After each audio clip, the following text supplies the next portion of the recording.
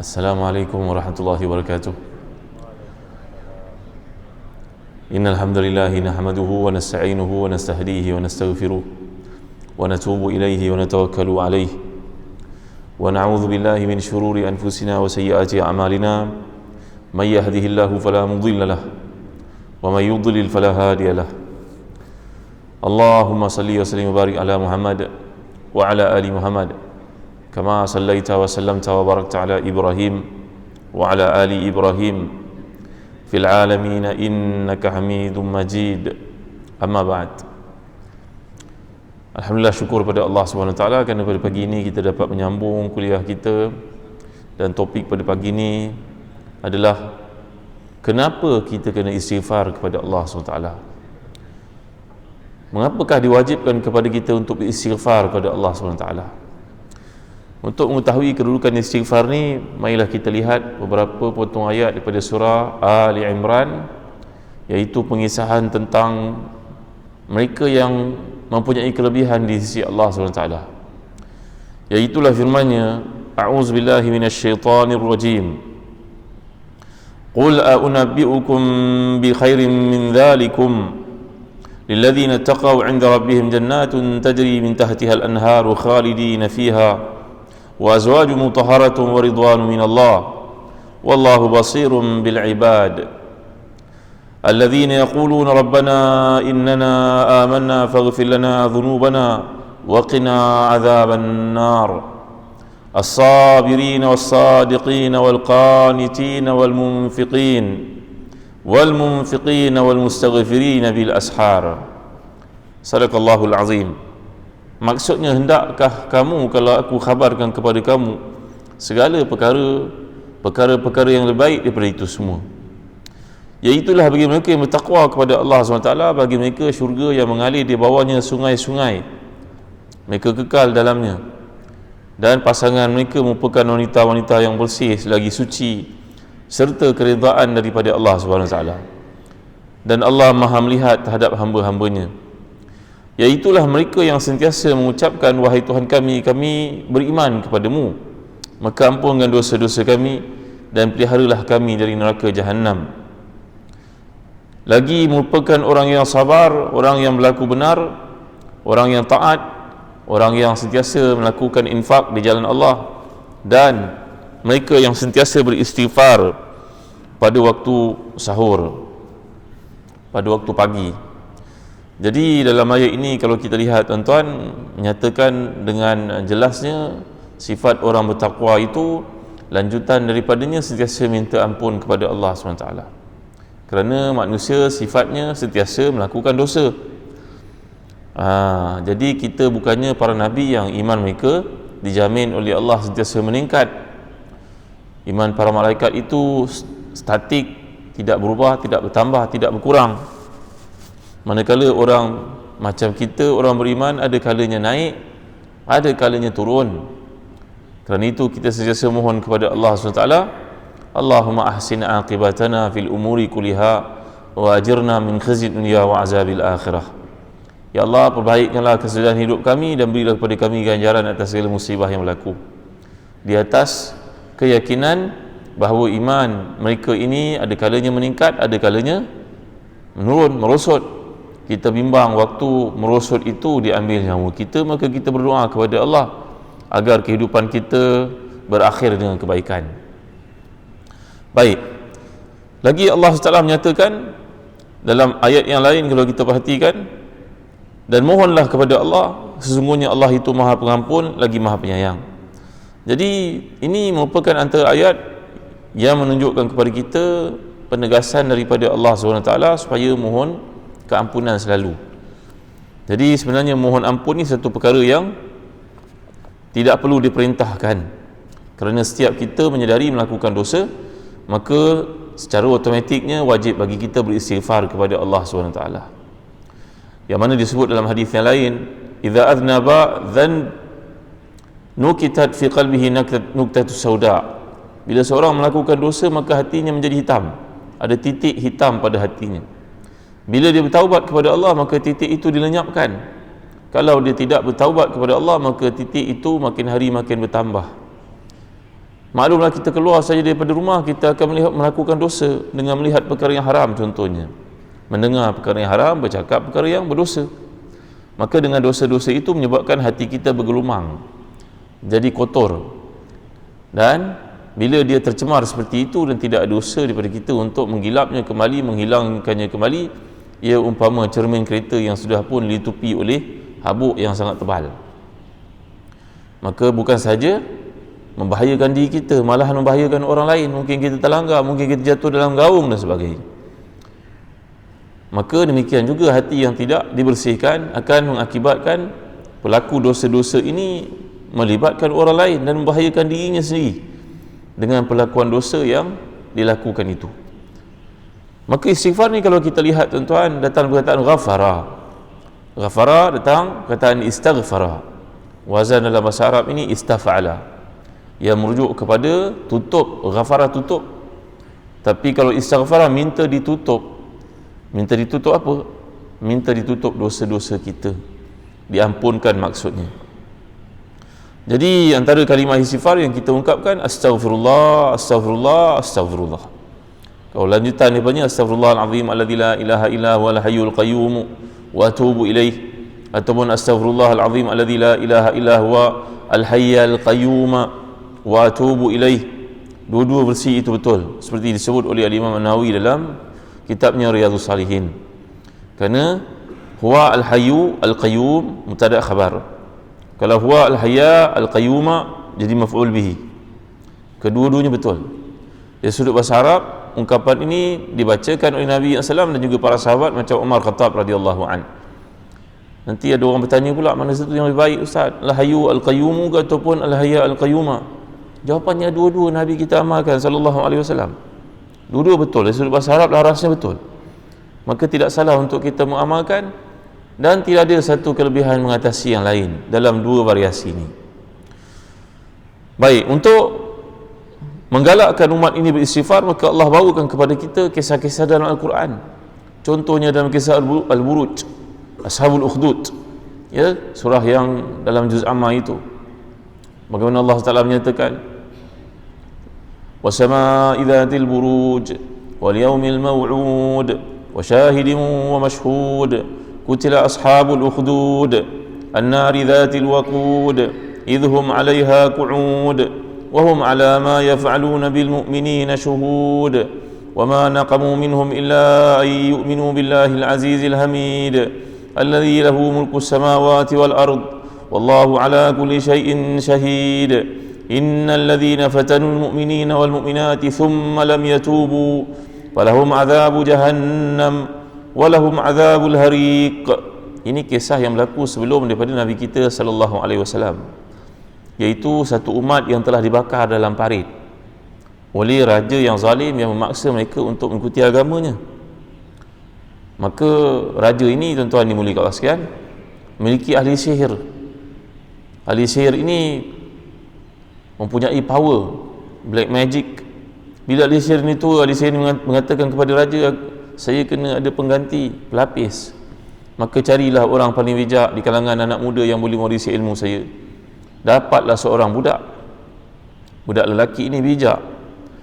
Ketika dia nak belajar sihir daripada ahli sihir ini bagi mewarisi ilmunya, dalam perjalanan itu dia ternampak seorang sedang beribadah macam kita di masjid lah. Zaman dulu sebelum Islam ada biara agama Nabi Allah Isa alaihissalam. Budak lelaki ini pun tertarik kepada rahib itu, pendeta itu, dan belajar daripadanya, mengakibatkan setiap hari dia datang lambat berguru dengan ahli sihir itu, dan dia dipukul. Dia bertanya kepada gurunya, bagaimana cara nak mengelakkan dipukul, disebat seperti ini? Kalau saya pergi lambat nanti ahli sihir itu marah pada saya. Bila saya belajar daripadanya dan pulang lambat, di rumah pula saya dipukul oleh ayah ibu saya. Jawapan pendeta itu kepadanya, katakanlah kepada ahli sihir itu, kalau kau datang lambat, ayah mak engkau minta buat kerja di rumah, engkau terlambat. Andai kau pulang lambat pula, beritahu kepada ayah ibumu bahawa ahli sihir mengajar banyak ilmu, kelasnya ditambah lagi. Tuan-tuan dimuliakan Allah sekalian, ini orang Melayu panggil bohong sunat. Sebenarnya tak ada pun istilah bohong sunat. Ini adalah hilah yang dibenarkan bagi mengelakkan perselisihan faham dan sebagainya. Maka akhirnya dia pun melakukan demikian, dan dia belajar dulu sekali. Sihir dia belajar, ilmu Islam pun dia belajar. Apa hukum belajar sihir, tuan-tuan? Apa hukum belajar sihir? Mazhab Hanafi mengatakan harus belajar sihir dengan tujuan untuk memantau dan mengelakkan orang lain kena sihir. Tapi mazhab Syafi'i mengatakan dia ilmu sia-sia. Ada ilmu manfaat, ada ilmu yang tidak berguna. Nak buat apa belajar?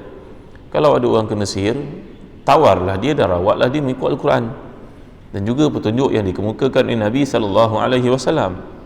Kalau ada petua-petua yang diamalkan, tidak menjadi kesalahan walaupun Nabi tidak melakukannya. Contoh, orang kata kena pagar rumah dengan ayatul kursi, itu Nabi tidak pernah buat. Tetapi tidak semua benda yang Nabi tidak buat itu salah. Begitu asasnya. Perkara itu ada munasabahnya, kerana ayat Quran ini sifatnya adalah syifa dan juga rahmah. Maka ada orang mengatakan dia mengamalkan demikian ada manfaat, silakan. Dia tidak melakukan perkara yang salah, tuan-tuan dimuliakan Allah sekalian. Ada kalangan sahabat Nabi yang anaknya masih kecil ataupun cucunya, maka tak kerti nak mengamalkan doa, maka sahabat Nabi ini telah mengkalungkan doa itu kepada leher cucunya ataupun anaknya. Itu berlaku seperti riwayat Imam Tirmizi dalam sunannya, iaitu kalimah yang Nabi ajarkan, wa'idzuka bi kalimatillahi tammah min kulli syaitanin wa hammah wa min kulli ainin lamah.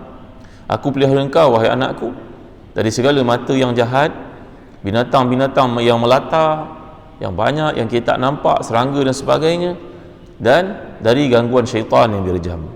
Maka dibuat pada kalung, digantungkan di leher anaknya itu.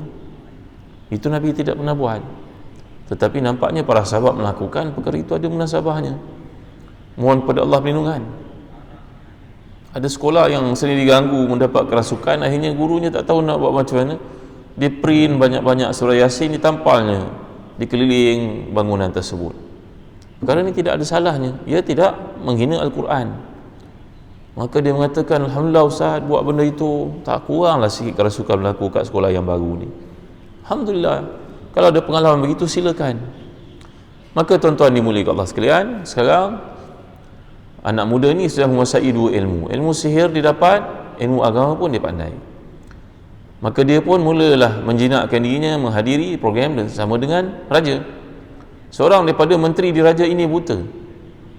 Maka orang buta itu mengatakan kepadanya, anak muda, aku ditimbul penyakit buta mata aku, boleh tak kau sembuhkan aku? Engkau dah belajar sihir, engkau power.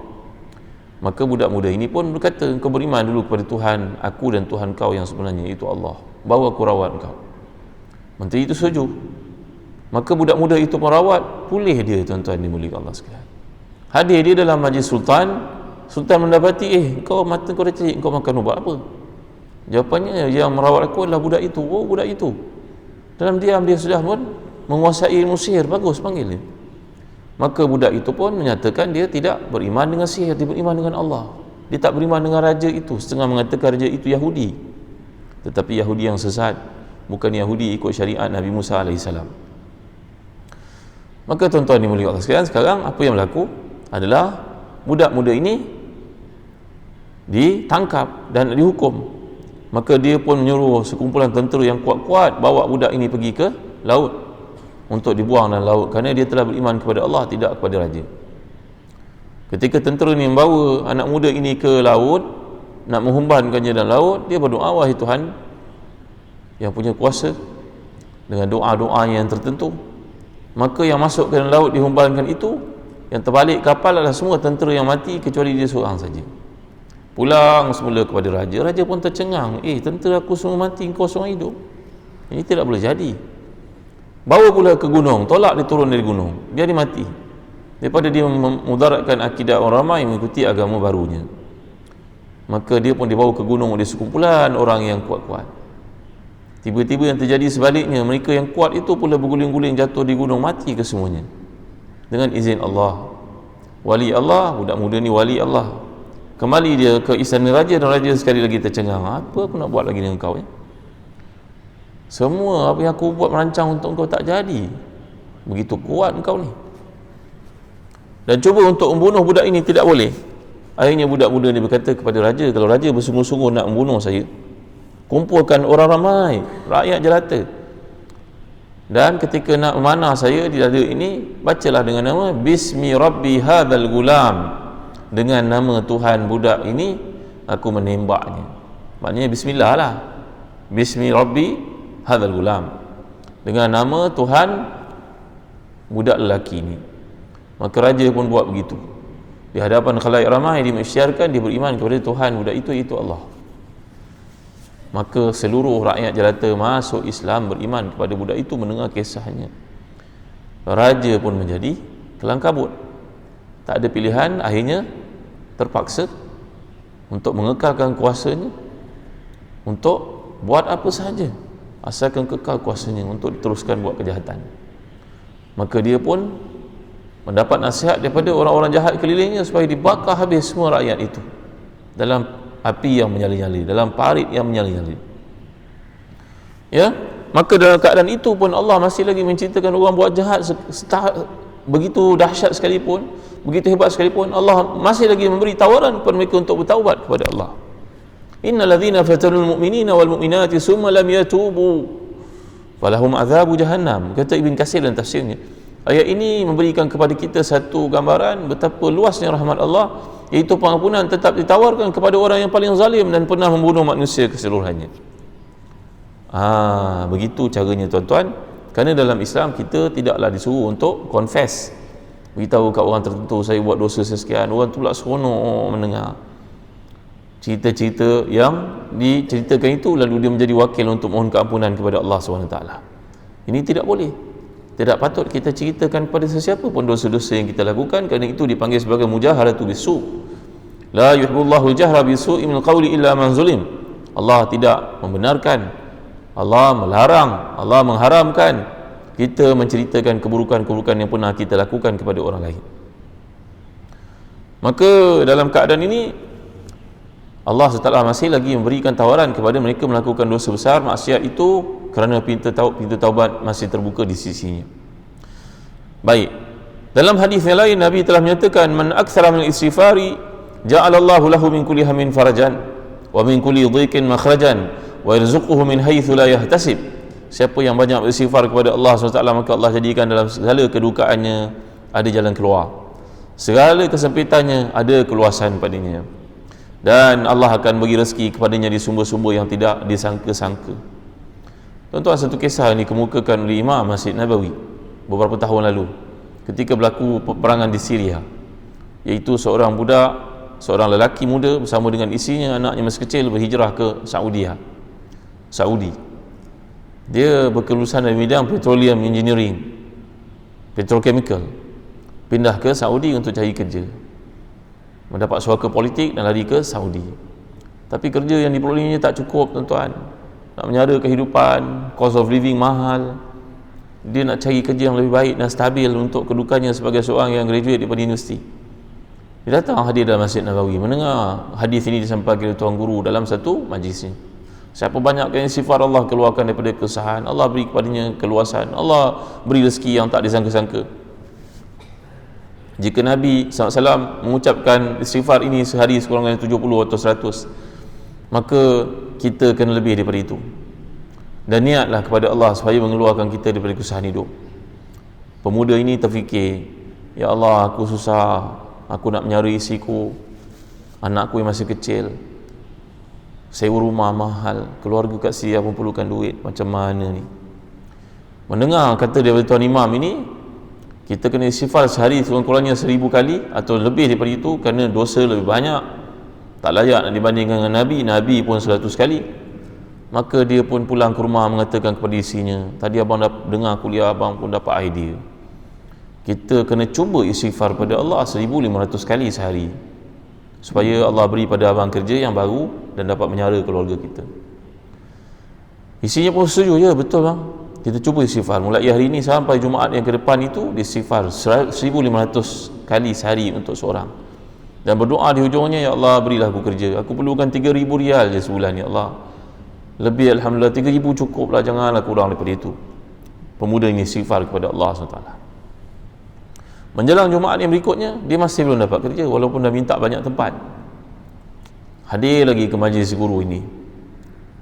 Dia pun jumpa Tuan Guru, pengenangan air matanya. Tuan Guru, saya itu Tuan Guru menyampaikan kuliah, masuk dalam hati saya. Saya balik rumah, saya ajak isteri saya cuba istighfar kepada Allah. Dah 7 hari ni tak ada apa-apa lagi oleh Tuan Guru. Tak nampak jalan keluar. Tak ada tawaran diberikan oleh mana-mana pihak. Guru ni berkata kepadanya, anak muda, engkau cuba istighfar dengan Allah ya. Dengan Allah engkau tak boleh cuba-cuba nak. Dengan Allah engkau kena yakin. Allah yarzuqu man yasha'u bighairi hisab. Dengan Allah tak boleh cuba-cuba, kena yakin. Ya, benda kita nak buat kena yakin, terangkan kepada orang. Jadinya belum tentu, tapi kena yakin Allah boleh membantu kita. Tuan-tuan yang mulia Allah sekalian, dia pun tertib dalam hatinya, ya aku cuba-cuba dengan Allah. Kalau dia seorang datang minang anak perempuan tuan-tuan, yang tuan-tuan amat sayangi itu, dia berkata, saya belajar kat UM, saya belum dapat kerja, saya akan cuba kerja yang terbaik dan saya akan cuba jadi suami yang terbaik untuk anak puan. Tuan boleh terima tak? Menantu macam tu, nak cuba-cuba jadi menantu tuan-tuan, boleh tak? Saya silap pelempang ni tuan-tuan. Nak cuba-cuba apa? Ada benda boleh cuba, ada benda tak boleh cuba. Kena usahalah. Ya? Yakin itu tu sebab kita asyhadu alla ilaha illallah. Tuan-tuan guru dulu menterjemahkan, aku naik saksi. Saya ada naik lagi, aku naik saksi. Sebenarnya perkataan yang sebenar, aku bersaksi. Tapi nak tekankan saksi itu biar jadi satu benda yang sebati dengan diri, maka tambah perkataan aku naik saksi. Betul kan? Maknanya aku berada di kemuncak yakin kepada Allah tu. Nampak tuan-tuan? Maka dengan Allah kena begitu. Dia balik ke rumah beritahu isinya, sayang kita silap dengan Allah, tak boleh cuba-cuba sayang, kita kena yakin. Mulai hari ini kita istighfar kepada Allah semua ya, yakin Allah keluar kita. Mereka pun beristighfar dengan jumlah itu dari Jumaat ke Jumaat yang akan datang. Juga tidak nampak jalan keluar, tapi hati menjadi lebih tenang. Dia jumpa lagi tuan guru tu, tapi nak cakap malu. Ya, dah ajar dah mau yakin apa lagi? Dah buat apa yang disuruh, tunggu je lah. Dah usaha mana yang mampu. Tiba-tiba pada hari Jumaat itu mengubah segala-galanya. Iaitu datang seorang saudagar dari Kuwait yang rajin bertemu dengan tuan guru itu. Dia ada perniagaan di Saudi. Dia berkata kepada tuan guru itu, tuan guru, kalau tuan guru ada anak murid ni yang boleh bekerja dengan saya buka perniagaan baru, tapi perlukan orang boleh jadi supervisor lah kepada orang-orang Bangladesh yang kerja dengan saya di company di Saudi. Allah, terkejut dia. Tuan guru tu nampak, dia panggil nak masih. Ini yang Allah berikan untuk engkau, kau terima dulu, nanti kau tengok macam mana. Rupa-rupanya tawaran yang dia minta cuma 3,000. Orang Kuwait itu bagi lebih daripada itu. Dan tiba-tiba dalam masa 6 bulan kemudian, dipendekkan cerita, dia pun budak baik daripada Syria, boleh jadi imam kepada pekerja-pekerja yang lain, akhlaknya bagus, maka naikkan pangkat jadi supervisor, gajinya naikkan lagi. 3 bulan kemudian naik jadi manager. Dan setahun kemudian, kata tuan guru yang mengajar hadis ini, budak itu sudah menjadi partnernya di Saudi, dilantik sebagai partnernya. Tuan-tuan tengok rezeki Allah berikan tanpa berkira-kira tuan-tuan, yang kadang-kadang di luar pengetahuan dan jangkauan kita. Imam Ghazali memberikan contoh yang sangat menarik, iaitu kalau kita ni punya seorang majikan yang sangat menyayangi, baik akhlaknya, tak pernah menipu, janjinya kepada orang dipenuhi, ramai orang telah menikmati janji-janji baiknya itu. Dia berkata kepada kita personally, fulan, aku nak bagi kau pangkat baru, tapi aku bagi kau satu tugasan, boleh tak? Tugasan ni tambahan kerja, kau boleh buat dalam masa 3 bulan. Alright, aku naikkan pangkat kau dan bagi kau position yang baru. Setuju tak?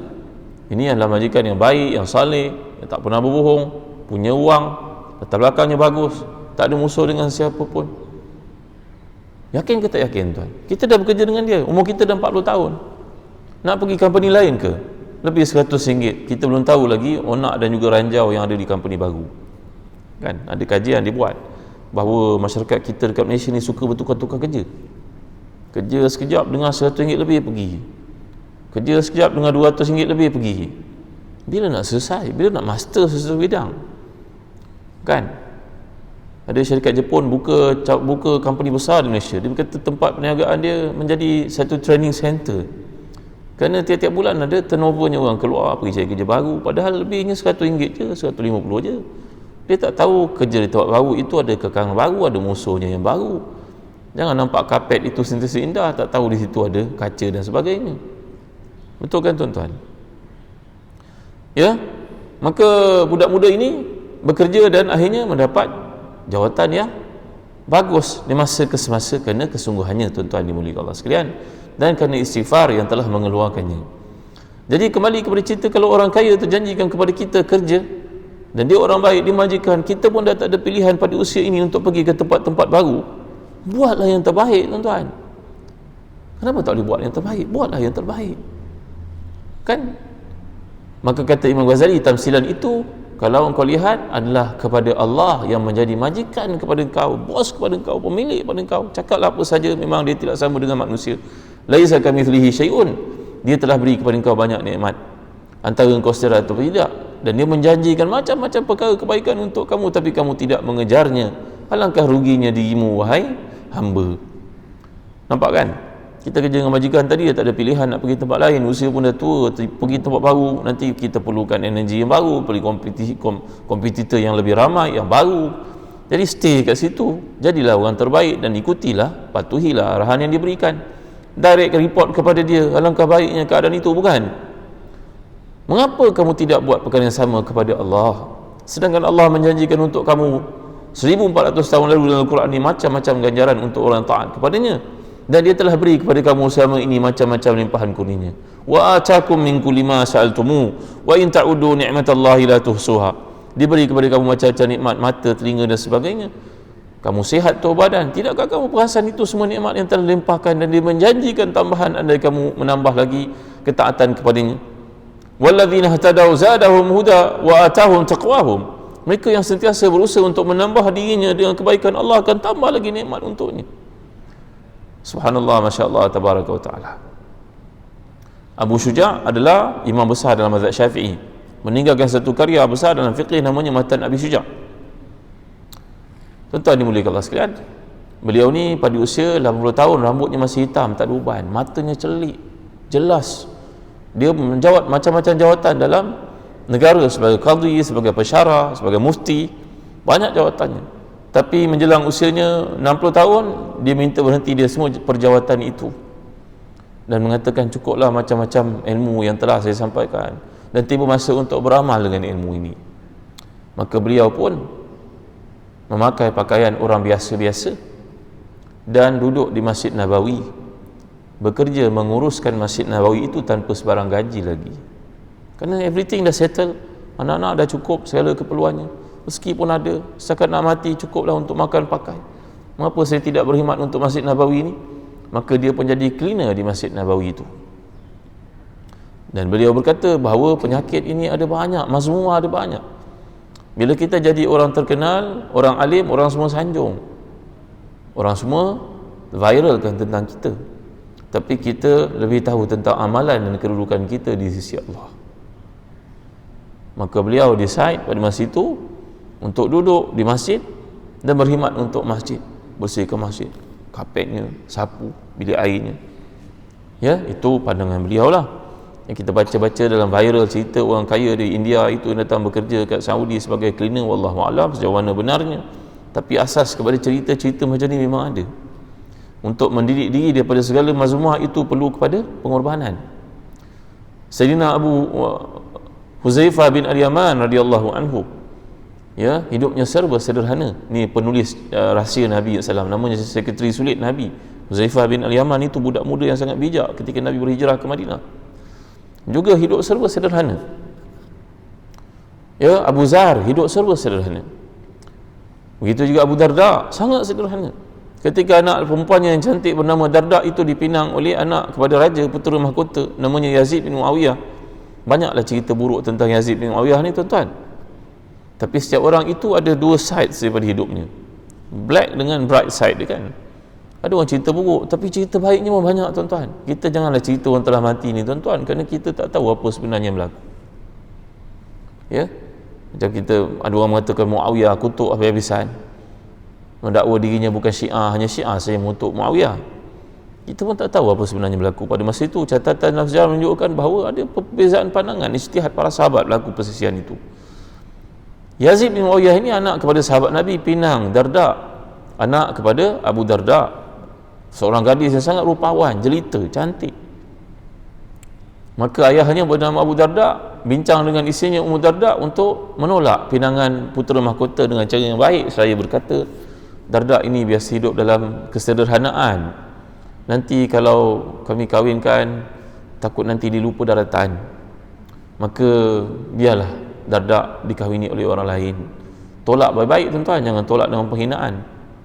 Maka putera mahkota ni pun menerima, tak ada masalah, kahwinlah dengan perempuan lain. Lalu Abu Darda telah menghawinkan putrinya itu yang tercinta itu, yang cantik itu, dengan seorang anak muridnya yang biasa-biasa. Abu Darda ni orang alim tuan-tuan. Abu Darda ni termasuk di kalangan 12 orang sahabat Nabi yang sangat faqih.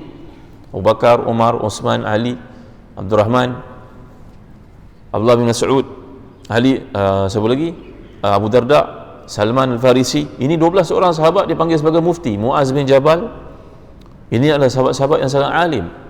Pada zaman wahyu masih lagi diturunkan, Quran masih lagi diturunkan, sahabat-sahabat ini diminta fatwa dan mereka mengeluarkan fatwa dan Nabi mengikrarkannya, mengiktiraf fatwa-fatwa mereka. 12 orang mufti ini tuan-tuan. Abu Darda seorang daripadanya. Maka Abu Darda ni punya kelas yang disampaikan, ada kuliah-kuliahnya, dikahwinkan puteri dia dengan anak murid dia yang sangat sederhana, tak ada pendapatan tetap tapi orang soleh. Dan setahun lepas berkahwin, dia tak pernah pun tanya menantunya itu ataupun anak perempuannya bagaimana keadaan, susah ke, ada duit nak kena top up ke, tak ada tanya. Aku tahu aku telah kahwin dengan puteri aku dengan lelaki antara yang paling saleh, pandailah dia menguruskan hidup, tak perlu tanya banyak-banyak, nanti cabut tangan menantu pun tak suka. Ya, tuan-tuan dimuliakan Allah sekalian. Jadi kembali kita kepada hadis yang Nabi ceritakan, innal mu'mina idza aznaba dhanban kanat nuqtatun sauda'u fi qalbi fa in taba wa naza'a wa astaghfara saqala qalbuhu minha fa idza zadat hatta tughallaf qalbuhu fa dhalika ar-ran alladhi dzakarahu Allah fi kitabih kalla barrana ala qulubihim ma kanu yaksibun. Orang beriman apabila melakukan dosa maka hatinya akan ditandakan dengan satu titik hitam. Kalau dia bertaubat, maka tanda itu akan diluputkan, dihilangkan, sehingga kembali bersinar hati itu. Kalau dia tidak bertaubat, melakukan dosa yang berikutnya, makinlah hitam hatinya sehingga gelap katup hati itu dilitupi dengan dosa-dosa, sehingga menyebabkan dia tidak lagi menyari kebenaran sebagai kebenaran, kebatilan sebagai kebatilan. Ni yang takut ni tuan-tuan dimuliakan Allah sekalian. Ini kita terjebak dengan satu lagi jenayah di sisi Islam, iaitu kehidupan berpoya-poya yang berasaskan kepada suka kepada gender yang sama. Laki suka pada laki, perempuan suka pada perempuan. Ada yang mengatakan bahawa dia satu masalah warisan, diwarisi kerana satu masa dulu fulan ni pernah melakukan demikian, maka dia terikut melakukannya kepada orang lain. Yang kita bimbang tuan-tuan dimuliakan Allah sekalian, di sekolah-sekolah yang bersifat tahfiz dan agama pun kadang-kadang berlaku jenayah ini, kecenderungan laki kepada lelaki. Kalau lelaki dengan perempuan nampak boleh tangkap. Itu sebab sahabat-sahabat Nabi macam Ubadah bin As-Samit radhiyallahu anhu, salah seorang daripada yang terlibat dalam bai'ah bersama Nabi ketika nak menjemput Nabi datang ke Madinah itu. Lelaki ini sudah berusia 80 tahun ketika berhijrah ke Palestin. Sahabat Nabi yang hebat. Ubadah juga merupakan seorang mufti. Ubadah bin As-Samit radhiyallahu anhu dan saudaranya Aus bin As-Samit, banyak sejarah mereka. Ubadah mengatakan, aku takut berdua-duaan dengan budak lelaki dalam sebuah tempat, walaupun pada usia ini aku tidak boleh makan apa-apa lagi melainkan makanan itu perlu dilembutkan. Nak ceritakan giginya dah tak ada, dah tua. Tapi aku takut berada dengan Amrad. Amrad ni orang lelaki yang tidak berjanggut, tidak bermisai. Aku takut berada dengannya, kerana pada masa aku berada dengannya, tiba-tiba datang syaitan menggerakkan auratku, lalu aku melakukan buatan haram dengannya. Nampak tuan-tuan, ketakutan para sahabat kepada perkara ni 1400 tahun yang lalu. Tapi pada hari ini perkara sedemikian dianggap biasa, sudah tidak menjadi malu lagi untuk mengisytiharkannya, malahan diminta pula hak-hak mereka. Macam mana ya tuan-tuan dimuliakan Allah sekalian? Kalau masuk ke tandas seorang perempuan, ada orang lelaki masuk bersama-sama, tak ke kekok kita susah, dah kena iktiraf dia sebagai seorang perempuan lagi, sedangkan ramai orang perempuan pada ini tidak berkahwin. lelaki anda tidak layak berkahwin kerana dada, kerana benda-benda semikian, cenderung pada sama sendiri, nak jadi perempuan pun ada. La ilaha illallah Muhammadur Rasulullah. Kini bernaung di bawah nama hak kemanusiaan dan macam-macam perkara lain. La haula wala quwwata illa billahil aliyyil azim. Baik. Innahu la yughanu ala qalbi hatta la astaghfirullah fi kulli yawmin 100 marratin. Aku terasa hatiku selalu tertutup. Ini kata siapa tuan-tuan? Kata Nabi.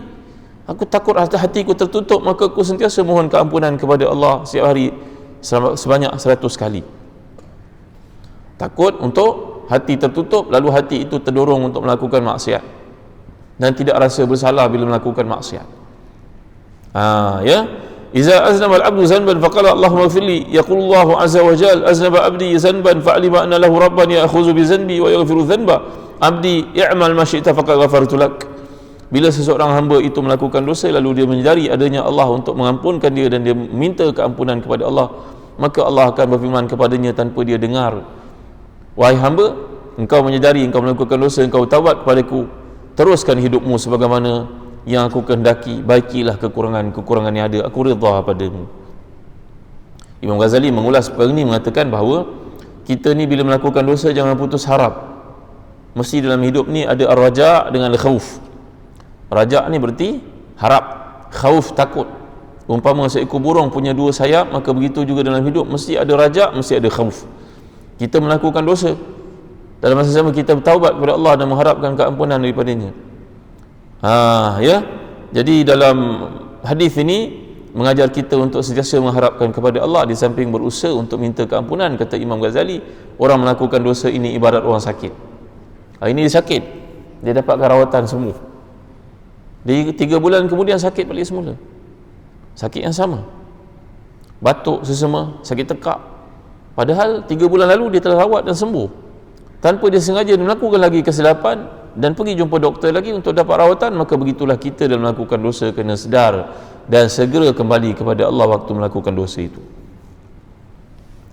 Himpunan daripada ayat Quran dan juga hadis menunjukkan keutamaan istighfar ini ada banyak sangat tuan-tuan, berbelas-belas. Satu, orang istighfar mendapat keampunan daripada Allah dan anugerah daripadanya.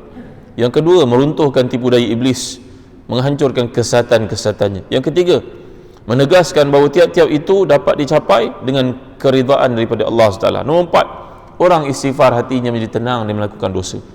Yang kelima, menghilangkan kesusahan, meluaskan rezeki dan menambah hajat kita. Yang keenam, mendapat bahagian tertentu daripada Allah. Yang ketujuh, mensucikan diri daripada kesalahan. Yang ke-8, mencegah malaikat menulis kesalahan.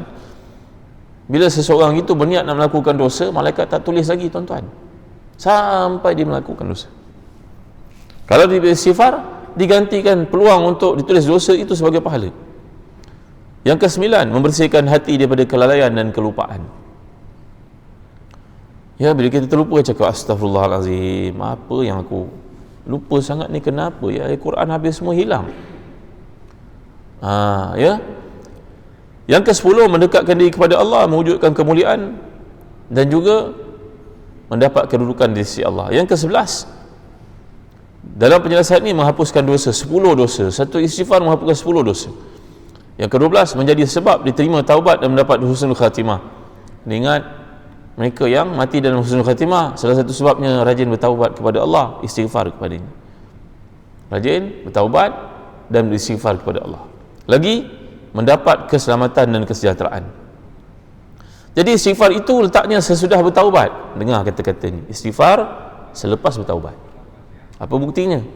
Allah Taala menyatakan dalam surah Taha, wa inni laghaffaru liman taba wa amana wa amila salihan tsumma ihtada. Sungguhnya aku ini sangat pengampun kepada orang yang bertaubat, beriman dan beramal saleh, kemudian mendapat hidayah daripada Allah. Jadi kata para ulama tafsir ayat ini menunjukkan kepada kita lepas melakukan dosa besar kena bertaubat dengan taubat nasuha dan diiringi dengan istighfar, diikuti dengan istighfar berterusan. Ada setengah mengatakan taubat daripada dosa besar, istighfar daripada dosa kecil. Kalau tengok orang dekat jalanan tak menutup aurat tu apa hukumnya tuan-tuan? Itu dosa besar ke dosa kecil? Tengok iklan dekat highway tu, kan? Tak ada benda lain lah yang dipamerkan untuk jual produk kosmetik, tunjuk kecantikan. Itu dosa besar ke dosa kecil agak tuan-tuan? baca tentang apa yang diviralkan, panjang lebar baca tu untuk menceritakan aib orang, itu apa hukumnya? Kita kena ingat paksi yang para ulama letakkan, la kabirata ma'al istighfar wala saghirata ma'al israr. Dosa besar tidak akan kekal bila adanya taubat, dan dosa kecil jangan dipandang kecil bila ia dilakukan berterusan. Takut-takut jadi dosa besar nanti. La kabirata ma'al istighfar wala saghirata ma'al israr. Tak boleh, dosa besar tidak akan kekal dengan sebab taubat. Allah akan luputkan, hilangkan, padamkan. Tetapi dalam masa sama jangan pandang dosa kecil sebagai kecil bila ia berterusan dilakukan. Bimbang nanti kita ini memandang remeh terhadap dosa-dosa terhadap Allah. Kerana Imam Ibn Umar radhiyallahu anhu berkata, orang yang melihatkan, orang beriman melihat dosa kecil macam gunung nak menghempap kepalanya, manakala si munafik melihat dosa besar dilakukan umpama lalat yang hinggap di hidungnya, dia buat begini, lalat itu pun terbang. Yang mana satu kita, tuan-tuan? Jadi orang yang nak beristighfar ini, nombor satu, kena meninggalkan dosa-dosa besar, menyesal atas dosa besar dilakukan, bertaubat dengan sebenar-benarnya dan berazam untuk tidak melakukannya, dan kemudian baru beristighfar kepada Allah Subhanahu Wa Taala. Perlu kita tahu bahawa orang yang telah mati, walaupun amalannya sudah pun tamat, tetapi dia punya peluang untuk dinaikkan pangkat di akhirat, iaitu ditinggikan darjat. Lalu hamba ini akan bertanya kepada Tuhannya, ya Allah, aku dah mati, amal salih aku tak banyak, apa lagi, aku sedekah jariah pun tak seberapa, tapi kenapa pula tiba-tiba hari ini aku naikkan darjat dia? Allah menjawab kepadanya, innallaha la yarfa'u darajah lil 'abdi fil jannah fayaqul ya rab inni anna li hadhi fayaqulullah bistighfari waladika laka. Lalu dia bertanya kepada Tuhannya, Allah SWT dengan limpah kurnia menjawab kepadanya, wahai fulan, aku tinggikan darjatmu di akhirat walaupun amalanmu sudah tamat, kerana anakmu sentiasa istighfar untuk kamu. Istighfar untuk ayah ibu kita, tuan-tuan, datuk nenek moyang kita yang telah kehilangan pasangan, sebagai contohnya, istighfar kepada Allah, minta keampunan kepada Allah untuk mereka. Apa yang kita minta itu disampaikan oleh Allah dengan peninggian darjat untuk hamba-hamba yang telah mati di kalangan keluarga kita yang terdekat, terutamanya ayah ibu kita, tuan-tuan yang mulia Allah sekalian. Itu sebab lepas sembahyang, seperti yang kita belajar dalam kuliah yang lalu, kita dalam doa kita tahmid kepada Allah, alhamdulillah wassalatu wassalamu ala rasulillah, mulakan dengan Allahumma ghfirli wa li walidayya warhamhuma kama rabbayani shaghira.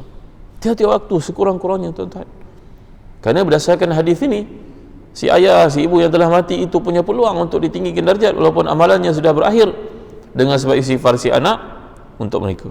Baik, antara amalan Nabi kita dalam istighfar ni, Nabi mengucapkannya sebanyak 3 kali, iaitu hadis Nabi SAW, kerana Nabi yu'jibuhu ayad'u thalathan wa yastaghfiru thalathan.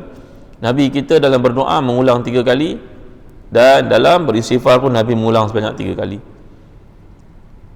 Ya, 3 kali menunjukkan kesungguhan, tuan-tuan dimuliakan Allah sekalian. Kita kalau hantar surat pada satu-satu pihak sekali, maka dia baca surat kita. 2 kali dia tengok surat kita. 3 kali fulan ni betul-betul mengharap. Kalau manusia mempunyai rahmat, Allah lebih-lebih lagi, tuan-tuan. Jadi istighfar ni jangan kurang daripada 3 kali. Kerana itu amalan Nabi kita SAW. Rasulullah telah menunjukkan kepada kita tempat-tempat waktu istighfar, maka sebaiknya kita menjaga tempat-tempat waktu itu. Semoga apabila kita beristighfar, Allah mengampun dosa-dosa kita. Maka tempat yang dimaksudkan itu ada banyak. Satu daripadanya sepanjang hari dan sepanjang malam. Bawa kereta, astagfirullah, astagfirullah, astagfirullah. Duduk tak ada kerja, astagfirullah, Allahumma ghfirli wa tub alayya. Ya, jadi yang kedua, selepas salat. Lepas salat kita biasa istighfar, kata Imam Nawawi. Kenapa lepas salat kita istighfar? Bukankah itu amal salih yang kita lakukan? Apa salah kena istighfar pula? Istighfar daripada dosa. Imam Nawawi menjawab dalam Majmu', kita istighfar lepas salat itu kerana mengenangkan kekurangan yang berlaku dalam salat, kelupaan kita, kelalaian kita. Maka kita mohon pada Allah keampunan ketika melakukan ibadah itu, salat itu, apa-apa yang kurang dalamnya. Yang ketiga, ketika bangun daripada satu majlis, digalakkan kita untuk meminta keampunan kepada Allah. Subhanakallahumma wa bihamdika astaghfiruka wa atubu ilaik. Ya, dalam hadis mengatakan bahawa siapa yang duduk dalam majlis satu tempat dan kemudian dia bercakap perkara-perkara yang lalai, dan akhirnya di hujung dia menyedari lalu mengucapkan subhanakallahumma wa bihamdika asyhadu an la ilaha illa anta astaghfiruka wa atubu ilaik, diampunkan semua dosa yang berlaku dalam majlis itu walaupun sebanyak buih di lautan. Ya, jadi biasakan diri kita untuk mengucap kafaratul majlis. Yang keempat, ketika sahur, waktu orang bersahur 4 pagi sebelum subuh, itu dipanggil waktu sahur. Ketika anak-anak Nabi Yaqub menyedari kesalahannya, terdedah dan terbuka aib mereka kerana cuba untuk membunuh adik mereka Yusuf, dan Yusuf telah jadi orang berkuasa di Mesir, ayah mereka telah mengetahui kejahatan mereka itu, mereka mohon kepada Allah, kepada ayah supaya mohon keampunan kepada Allah, memandangkan ayah seorang Nabi. Ayah minta ampun pada Allah, malu kami. Ayah ini berkata, sa'astaghfiru lakum rabbi, aku akan minta kepada Allah keampunan untuk kamu. Akan, kata para ulama tafsir Imam Qurtubi dan sebagainya, akan dimaksudkan itu ayah itu menundakan mohon istighfar itu kepada mereka, kepada Allah untuk mereka pada waktu sahur, waktu tahajud. Ya. Yang kelima, bilakah waktu yang dielakkan untuk istighfar? Sebelum tidur. Kerana kita tidak tahu apakah tidur itu akan menjemput kita untuk mati, kita pun tidak pasti. Kerana itu dalam hadis mengatakan, siapa yang pergi ke tempat tidurnya, astaghfirullah alladzi la ilaha illa huwal hayyul qayyum wa atubu ilaihi 3 marat ghufirat dzunubuhu. Siapa yang ucapkan istighfar sebelum tidur di atas katilnya, kalau dia mati pada malam itu diampunkan semua dosa-dosanya. Allahu akbar, masya-Allah, tabaraka wa taala. Hati senang, jiwa lapang, tak ada buat dosa. Istighfar selalu. Walaupun kita menyangkakan kita tidak berdosa, kita menyangka kita tidak berdosa. Yang keenam, ketika keluar dari toilet, bilik air, Nabi secara terang-terangan mengajar kita untuk mengucapkan ghufranaka rabbana. Ghufranak. Ghufran maksudnya tuan-tuan, minta keampunan kepada Allah. Yang ketujuh, digalakkan kita untuk istighfar pada permulaan wuduk dan juga di pertengahannya. Kerana itu lepas wuduk kita mengamalkan sebagai contoh, Allahumma ja'alni minat tawabin, waja'alni minat tahirin, waja'alni min ibadika salihin. Kita berdoa dengan doa itu dihapuskan semua dosa-dosa kita. Imam Abu Hanifah adalah seorang yang kasyaf. Beliau melihat orang mengambil wuduk itu, air yang jernih turun ke anggotanya, sebaik saja kena jadi keruh di bawahnya. Lalu Abu Hanifah menulis, mengambil wuduk itu menghapuskan dosa-dosa yang dilakukan di tangan, muka, mata dan sebagainya. Ya, jadi tuan-tuan, yang ke-8, setelah wuduk, doalah Allahumma ja'alni minat tawabin waja'alni minat tahirin. Subhanakallahumma wa bihamdik, asyhadu an la ilaha illa anta, astaghfiruka wa atubu ilaik. Allahumma ighfir li dhanbi wa wasi' li fi dari wa barik li fi rizqi. Tengok doa ni kecil tuan-tuan, ni mulia sekali. Riwayat Tirmizi dan juga Nasa'i, ramai orang mengabaikannya. Lepas wuduk semua jalan saja, tak ambil pot pun penting berdoa ini. Orang-orang saleh sebelum kita menyedari ada kelebihan ini, walaupun kecil, mereka akan melakukannya. Tamaknya mereka kepada pahala akhirat, ganjarannya melebihi ketamakan seseorang kita kepada harta dunia. Kalau kita beli barang kat satu tempat, beli kereta lah contohnya, kereta ni berharga RM50,588, contoh. Kita pun jumpa dengan supervisor kata tak boleh kurang ustaz, tak boleh, RM1 pun tak boleh. Tak apa, kami bagi ustaz kapetnya, kapet kereta. Betul tuan? Kenapa RM1 boleh tak kurang tuan-tuan? Tak boleh ke? 54,000 ni tadi 588 kurang lah, jadi 85 ke 80 ke RM8 je. Tak boleh kurang. Dah masuk dalam sistem, dia kata. Sistem tu apa? Sistem tu kan boleh ubah. RM1 pun dia tak akan kurang. Betul tak? Kerana dah fix yang sistem, mana boleh ubah. Tuan-tuan beli kasut kat kedai, boleh tak minta kurang? Ke supermarket, boleh tak? Kenapa harganya pelik ya? RM59 95 sen. Buang 5 sen ni, tak boleh. Kerana kedekutnya orang kat dunia ini dalam harta dunia, maka kita nak fahamkan orang-orang akhirat. Perjalanan ke akhirat itu menyebabkan mereka mengutip semua pahala yang ada, walaupun kecil pada mata kita, besar pada dia. Begitu sifir orang akhirat. Kalkulatornya aktif tuan-tuan dimuliakan Allah sekalian. Audit dalam dirinya sentiasa berjalan. Tak boleh. Satu pahala mana aku tak boleh kurang. Aku masih rebut. Tentang aku mati lepas ni macam mana? Tinggal aku dengan amalan aku, bukan dengan siapa pun. Engkau bolehlah ajak sembang-sembang, mati kau boleh tolong pun. Ya tuan-tuan dimuliakan Allah sekalian. Macam tu pandangan ahli akhirat. Abdullah bin Umar radhiyallahu anhu melihat Nabi jalan kat satu kubur. Nabi mengatakan orang ni sedang diseksa ni. Kalaulah dia tahu kelebihan sembahyang sunat, dia takkan tinggalkan. Abdullah bin Umar dengar kata-kata Nabi itu menyebabkan setiap kali dia nampak kubur dia sembahyang sunat tuan-tuan. Kita ingat pesan Nabi itu, orang dalam kubur sebenarnya menyesal. Kalau boleh dia nak sembahyang sunat semua dia tidak tinggalkan. Maka dia teringat saja pesan Nabi, nampak je kubur dia sembahyang sunat. Begitu pula cara fikirnya, merebut pahala akhirat. Baik ya. Lagi apa tuan-tuan? Yang ke-9, ketika terbenam matahari. Bila terbenam matahari kita ada doa kita tuan-tuan. Allahumma inna hadha iqbalul lailik wa idbaru naharik wa aswatu du'aik faghfirli. Ya Allah, inilah akhir hari, tutup hari ini dengan maghrib ini, masuk hari yang baru, aku mohon kepadamu keampunan ya Allah. Pada waktu detik yang aku habiskan tidak bermanfaat dan akan dikira sebagai dosa, aku mohon keampunan kepadamu. Yang ke-10, ketika masuk masjid, jangan abaikan tuan-tuan. Itu doa Nabi, Allahumma ghfirli waftahli abwaab rahmatik. Masuk masjid baca doa ini. Sekurang-kurangnya besar tulis kat masjid. Allahumma ghfirli waftahli abwaab rahmatik. Baca. Yang ke-11, keluar dari masjid, Allahumma ghfirli waftahli abwaab fadlik. Yang ke-12, selepas takbiratul ihram dalam doa iftitah kita doa keampunan kepada Allah, Allahumma ghfirli wahdini warzuqni, ya, dan doa iftitah. Kemudian yang ke-13 ketika rukuk, subhanakallahumma rabbana wa bihamdika Allahumma ghfirli, antara yang Nabi baca. Yang ke-14 masa i'tidal, sama seperti itu. Yang ke-15 dalam sujud, Nabi mengamalkan subhanakallahumma rabbana wa bihamdika Allahumma ghfirli. Ada banyak versi Nabi baca dalam duduk i'tidal, sebagai contohnya i'tidal, duduk antara dua sujud, dan juga ketika sujud. Ada bagai-bagai versi. Kata Imam Nawawi, ambil semuanya, jangan tinggalkan sebahagian, ya, ambil semua. Sebab Zuhur kita baca ni, Asar kita baca ni, Maghrib kita baca ni, semuanya warid daripada Nabi, jangan amalkan satu saja. Baik, seterusnya ketika duduk di antara dua sujud, lagi sesudah tasyahud, jangan lupa habis saja fil alamina innaka hamidum majid, amalkan doa Nabi kita, Allahumma inni zalamtu nafsi zulman wa la yaghfiru dhunuba illa anta faghfirli maghfiratan min indika warhamni innaka antal ghafurur rahim. Kita baca sebelum bagi salam. Yang ke-18, sesudah membagi salam di akhir salat, juga Nabi beristighfar. Yang ke-19, ketika salat jenazah, Allahumma ighfir lahu warhamhu wa'afihi wa'fu anhu, ataupun Allahumma ighfir laha warhamha wa'afiha wa'fu anha. Yang ke-20, sesudah menguburkan jenazah, kerana Nabi pernah bersabda, yastaghfiru li akhikum wa salu lahu tasbit fa innahu al-an yus'al. Bila Nabi bersama para sahabat menanam yang meninggal dunia, maka Nabi telah bersabda kepada mereka, istighfarlah sekarang untuk mereka, kerana dia sedang ditanya oleh Allah sekarang. Yang ke-20, ketika idza iltaqal muslimani fatasafaha wa hamidallahu wastaghfarallahu ghufira lahumma. Kalau kita jumpa orang beriman, bagi salam kat dia. Kalau bagi salam, salam. Kalau orang tak nak salam, tak mengapa. Ya, kerana setiap kali kita jumpa orang bagi salam, senyum padanya, gugur, hilang semua dosa yang kita lakukan. Baik, yang ke-22, ketika bertemu dengan orang balik haji, dalam hadis mengatakan, idza laqital hajja fasallim alaihi wa sahfihu wa muhu an yastaghfir laka qabla an yadkhula baitahu fa innahu maghfurun lahu. Orang balik haji, balik umrah, tahan dia, jangan bagi dia masuk rumah dulu. Ya, betul, stop dia. Tuan balik mana? Belum umrah. Allah, berhenti, tuan doakan saya sekejap. Selagi dia belum masuk rumah, doanya mustajab di sisi Allah SWT.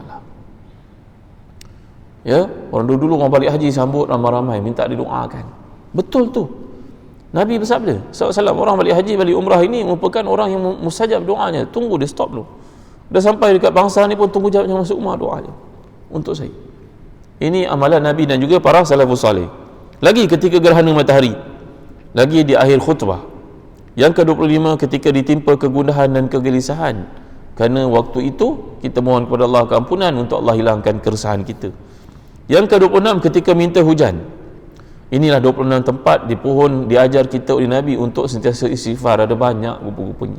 Kalau kita tak boleh nak ingat semua pun, ada satu waktu yang Nabi galakkan, itu sepanjang hari sampai sepanjang malamnya istighfar. Baik tuan-tuan, lafaz-lafaz istighfar antara yang masyhur, astaghfirullah, astaghfirullah. Lagi, Allahumma maghfiratak awsa' min dhunubi wa rahmatuka arja min amali. Ya Allah, sungguhnya rahmat Engkau lebih luas daripada dosa-dosa aku, keampunan-Mu lebih luas daripada dosa-dosa aku, rahmat-Mu ku harapkan dari amalku sendiri. Lagi, Rabbi fili wa tub alayya innaka antat tawwabur rahim. Lagi, sayyidul istighfar yang kita baca lepas subuh tadi dan juga lepas asar, Allahumma anta rabbi la ilaha illa anta khalaqtani wa ana abduka wa ana ala ahdika wa wa'dika mastata'tu wa a'udzu bika min syarri ma sana'tu abu'u laka bi ni'matika alayya wa abu'u laka bi dhanbi faghfir li fa innahu la yaghfiru dhunuba illa anta. Bila kita baca istighfar, sayyidul istighfar ini lepas sembahyang subuh dengan penuh keimanan, takdirnya kita mati sebelum asar pada hari itu, maka keampunan kepada kita dan syurga, dengan syarat meninggalkan dosa-dosa besar dan taubat kepada Allah dengan sebenar-benarnya. Kalau kita baca lepas asar dan mati sebelum subuh keesokan harinya dengan penuh keimanan ni tadi, maka layak mendapat syurga Allah SWT. Alhamdulillah, pada kali ini kita telah pun cover tajuk berkaitan dengan istighfar. Kenapa kita wajib istighfar? Kita dah nampak memang kita melakukan dosa. Ya, kalau si anak melakukan dosa pada ibunya, ibunya hukum, tapi ibunya tetap sayang. Ibunya menanti daripada mulutnya keluar perkataan, mak, maafkan saya mak, saya tak angkat call mak itu, saya sibuk dengan isteri saya, tak sempat jumpa mak dah sebulan. Kalau mak rasa apa-apa saya minta maaf lah. Betul tuan? Gembiranya mak tu yang melahirkan kita bila mendengar kata-kata peminta keampunan daripada kita kan. Dengan Allah lebih-lebih lagi tuan-tuan, sehingga diumpamakan dalam hadis, Allah punya gembira pada hamba yang bertaubat itu sebagaimana seorang yang gembira kerana kehilangan untanya di padang pasir yang luas. Dia bawa unta, atas unta tu ada makanan, ada minuman, ada keselamatan untuknya tau, lengkap. Oleh kerana penat dalam perjalanan, dia pun tidur. Dia ikat unta dia tidur, disangkakan unta itu kekal di situ. Dia bangun tidur, ahlan wa sahlan wa jalan, unta dah tak ada. Di depannya nampak detik-detik kematian. Padang pasir luas, mana ada air, mana ada makanan, yang ada binatang-binatang biasa banyak. Tak ada siapa lalu kat situ, pasir seluruhnya. Kau tengok apa nak buat ni, tunggu kematian dia lah. Tiba-tiba unta tu datang tuan-tuan. Terkejut dia, unta tu datang, betul ke ni? Fata Morgana kan banyak kat padang pasir kan, orang kena halusinasi. Betul-betul unta tu muncul semula. Oleh kerana terlalu gembira melihat unta itu hadir, datang semula selepas ia hilang. Dia kata, ya Allah, ya Tuhanku, gembiranya aku, engkaulah hamba-Ku, akulah Tuhanmu. Dia terbalik kata tuan-tuan, ya Allah, syukur kepada engkau, engkaulah hamba aku Tuhanmu. Dia terbalik cakap, kerana terlalu gembira. Kan kita kalau terlalu gembira tersasul cakap kan. Sepatutnya dia kata, ya Allah, engkau Tuhan aku hamba-Mu. Tak, dia cakap terbalik, engkaulah hamba-Mu, hamba-Ku, akulah Tuhanmu. Dia tak perasan. Allah gembira mendengar kata-katanya itu tuan-tuan, tapi lebih gembira melihat orang bertaubat kepada dia. Maka usahalah kita untuk taubat, dan istighfar tadi telah dijelaskan oleh para ulama, dia datang selepas taubat sebagai konsistensi kepada mohon keampunan itu. Wallahu a'lam, sallallahu alaihi wasallam Muhammad wa ala alihi wasahbihi wasallam. Walhamdulillahi rabbil alamin. Allahumma zidna wa la tanqusna wa akrimna wa la tuhina wa a'tina wa la tahrimna wa asirna wa la tu'sir alaina wa ridina wa ridana. Allahumma ati nufusana taqwaha wa zakkiha anta khairu man zakkaha anta waliyuha wa mawlaha bi rahmatika ya arhamar rahimin. Allahumma ighfir lana wa tub alaina innaka antat tawwabur rahim. Wa atina min ladunka rahmatan wa hayyi lana min amrina rashada. Wa la atina fid dunya hasanah wa fil akhirati hasanah wa qina adzaban nar. Sallallahu ala sayyidina Muhammadin wa ala alihi wa sahbihi wa sallam. Alhamdulillahirabbil alamin. Dah masuk waktu syuruk ke?